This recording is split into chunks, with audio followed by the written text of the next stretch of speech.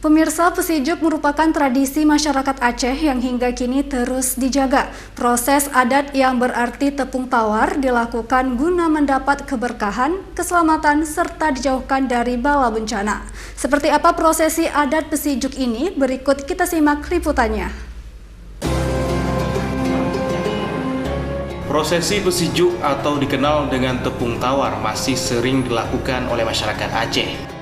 Selain menjaga budaya dan adat, prosesi Pesijuk merupakan ajaran Nabi Muhammad SAW kepada putrinya Fatimah. Sementara arti dari Pesijuk berasal dari kata pe yang berarti membuat atau menjadikan, dan siju artinya dingin, di mana Pesijuk berarti membuat sesuatu menjadi dingin. Menurut masyarakat Aceh, manusia tidak akan terlepas dari pengaruh panas dalam hidup. Oleh karenanya, Pesijuk perlu dilakukan agar semua aspek kehidupan masyarakat berjalan baik. Pesijuk yang dilakukan ini saat membuka usaha baru untuk mengambil keberkahan rezeki dengan berdoa kepada Allah. Dalam acara Pesijuk ini juga menyantuni sejumlah anak yatim. Adapun media Pesijuk dengan menggunakan daun, air, beras, dan padi, di mana daun pertama kali dicelupkan ke dalam air, kemudian dipercikan ke orang atau bangunan sembari membaca doa serta salawat Nabi Muhammad SAW sambil memohon keberkahan rezeki.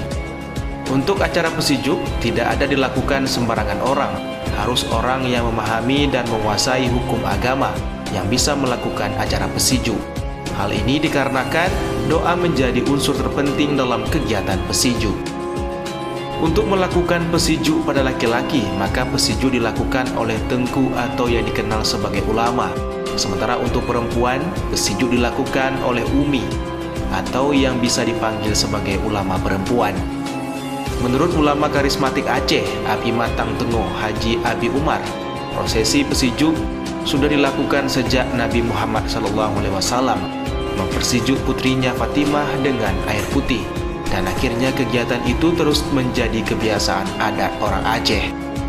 Prosesi Pesijuk bertujuan memohon kepada Allah Subhanahu wa Ta'ala dijauhkan dari bala dan dimudahkan rezeki serta berkah dalam berusaha.